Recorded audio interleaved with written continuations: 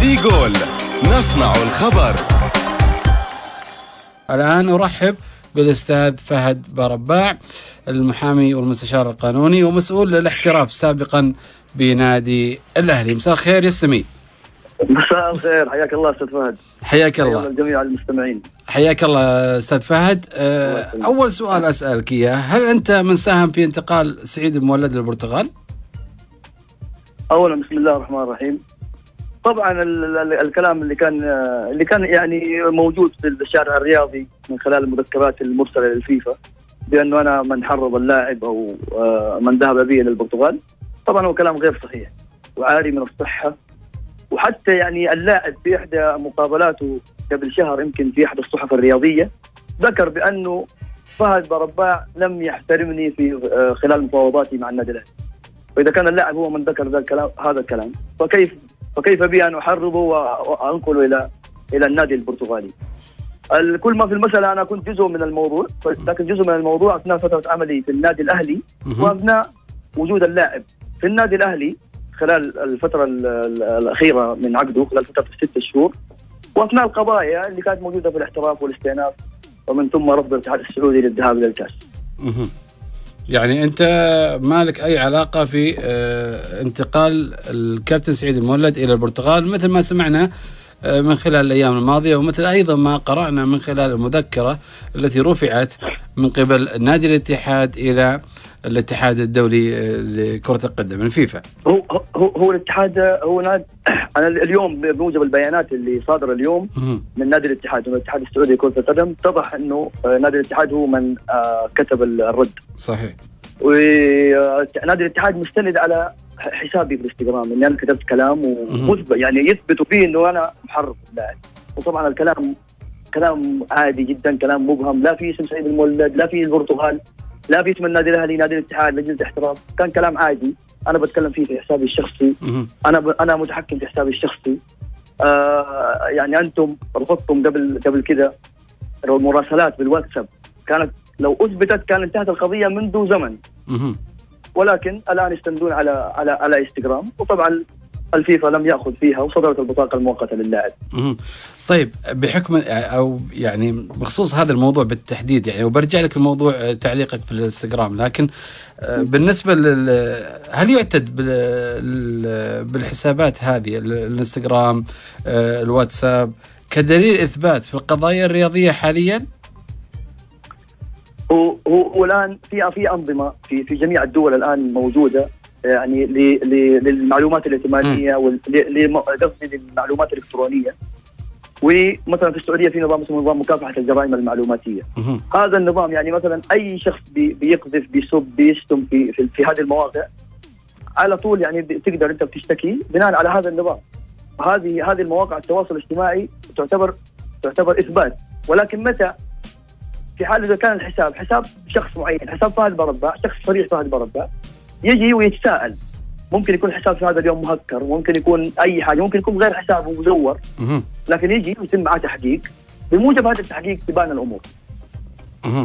وهذا كان مستند النادي الاهلي في قضيته الاولى عندما رفع بموجب الاثباتات التغرير اللي كانت موجوده في المراسلات ما بيني وبين وكيل اللاعب السابق.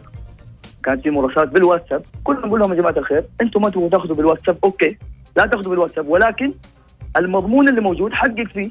يعني جيبني انا كمدير احتراف، جيب الوكيل، جيب اللاعب، وقول ان ذكر الكلام، ان ذكر هذا الحديث في مراسلات الواتساب، هذا الحديث صحيح او غير.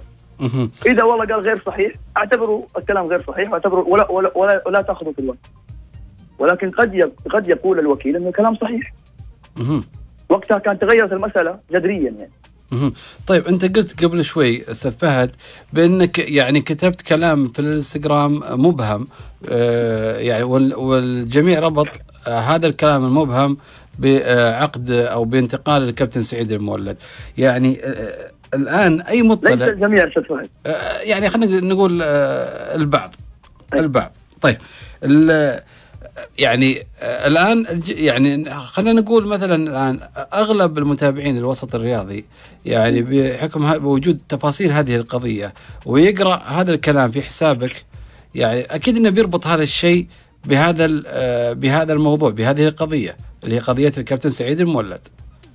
اي بس ربط الموضوع بقضيه سعيد المولد اذا كان ربط عاطفي، ربط بموجب معلومات، انا اتكلم بموجب معلومات قانونيه، اتكلم بموجب ربط قانوني، اربط لي اياها كاثبات بموجب ربط قانوني يؤخذ فيه في امام اللجان القضائيه.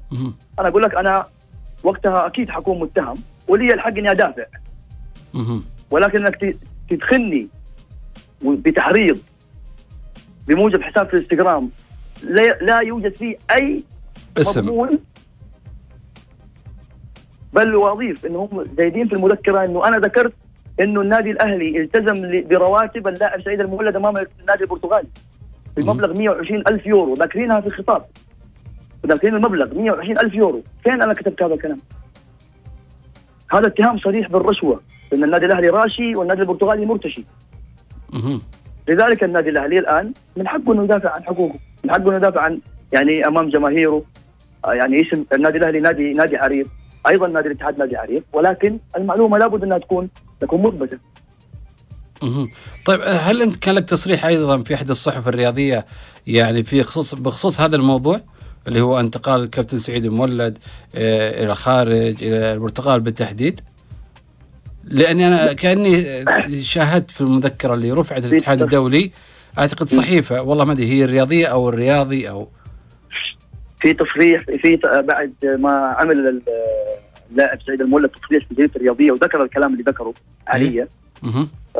كان في اتصال ما بيني وبين احد المحررين في صحيفه الرياضيه، ذكر لي فيها انه هل لك حق الرد في الموضوع؟ اوكي. هل تحتاج انك ترد في الموضوع حاجه؟ قلت له انا يعني بالنسبه للاعب سعيد المولد اثناء فتره عملي في النادي الاهلي كان بيستشيرنا بكل الامور. كل الامور كنا يعني يستشيرنا، بنوقف معاه في كل الامور. احنا واقفين معاه من الى يعني في الموضوع، طالما انه هو موجود معانا واحنا يعني تحت مظلتنا كان موجود. ولكن قلت له انا كنت مستغرب من هذا الحديث، وانه قلت له بعد الحديث هذا كان في يعني من النادي الاهلي كانوا بيكلموني انه خلاص يعني انت طلعت من النادي وسعيد تكلم فخلاص يعني حاول انك تنسى الموضوع وما ترد عليه وزي كذا. تفاجأت في اليوم الثاني انه هو منزلها في الصفحه الاولى كمان جريدة الرياضيه، وكاتب انه فهد برباع ساعد اللاعب في البرتغال. اليوم اللي بعده نزلوا خبر في اخر الصفحه، خبر تنويه بانه كان في رغبه، كان في هذا حديث وكان في اجتهاد من المحرر وكان في رغبه من مدير الاحتراف السابق في عدم نشر الموضوع، فكله كلام يعني كلام غير نظامي. طيب ليش حذفت تعليقك في الانستغرام؟ والله انا في نفس اليوم لما نزلت التعليق، في نفس اليوم اللي نزلت فيه تعليق كان في ردود الفعل اللي موجوده في الكومنتات اللي عندي، يعني في التعليقات اللي عندي من الجمهور. انا عندي في الجمهور يعني عندي حوالي 85,000 متابع. فردود الفعل كانت مره بزياده، يعني كان فيها تعصب وكان في سب يعني ما بين يعني انصار جمهور الاتحاد جمهور الاهلي، كان في كلام قوي يعني في الموضوع. فمره انا يعني حتى ما قدرت ارد عليهم، فقلت خليني احذف الصوره احسن بدل ما يعني توصل الامور لابعد من كده. حذفتها في نفس اليوم وليس بعد الشكوى او بعد ما طلع يعني بعد رد الاتحاد نادي الاتحاد والاتحاد قدم على الفيفا، لا في نفس اليوم. شعرت ان هذا الحديث ممكن يدخلك في يعني في ازمه او في نفق او في مثلا؟ لا لا لا لا ما شعرت باي شعور، بالعكس انا اي شيء انا اكتبه على اقتناع. ولكن انا قلت لك انا يهمني المتابعين اللي عندي. في اكثر من صوره انا حذفتها، مو صوره واحده، اكثر من صوره انا حذفتها من حسابي لما اشوف في تعصب في الموضوع، توصل للشتم، توصل للشب، توصل لاشياء كثير. انا يعني ناس كثيرين عندي انا مسوي لهم بلوك في حسابي. طيب الان ارسل يعني صوره من هذا التعليق في حسابك في الانستغرام الى الاتحاد الدولي الفيفا. تعتقد ان هذا الامر يعني ممكن يظهر لنا اشياء في المستقبل، ممكن تعود القضيه من جديد، او ان القضيه حسمت في هذا الموضوع بالتحديد اللي هو في الانستغرام؟ هو صدور البطاقه المؤقته للاعب يعتبر خلاص فسخ عقده مع النادي القديم اللي هو نادي الاتحاد. تماما انتهى الموضوع بالنسبه للعقد، انتهى الموضوع. ولكن الان من حق نادي الاتحاد انه يطالب بتعويضات ماديه، ومن حق اللاعب انه يعني يدافع عن هذا عن المذكره اللي حيرفعها نادي الاتحاد بالتاكيد في الفيفا. طيب فقد تاخذ القضيه يعني سنتين، قد تاخذ 6 أشهر. الله اعلم، ما في مده معينه موجوده في لائحه اوضاع اللاعبين بالاتحاد الدولي. بس رسميا يعني بحكم اطلاعك وبحكم ايضا معرفتك القانونيه، عقد الكابتن سعيد المولد مع الاتحاد انتهى.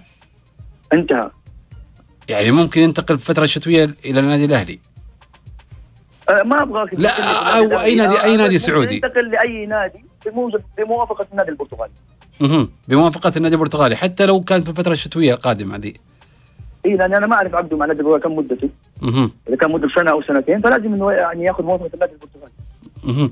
طيب، يعني الخطوات اللي او ما هي الخطوه اللي راح يتخذها فهد برباع في الايام القادمه؟ والله صراحه انا اليوم بانت عندي الامور، يعني انا كنت معتقد انه رد الاتحاد السعودي كره القدم، لانه على مطبوعاته، انا متفاجئ انه على مطبوعاته.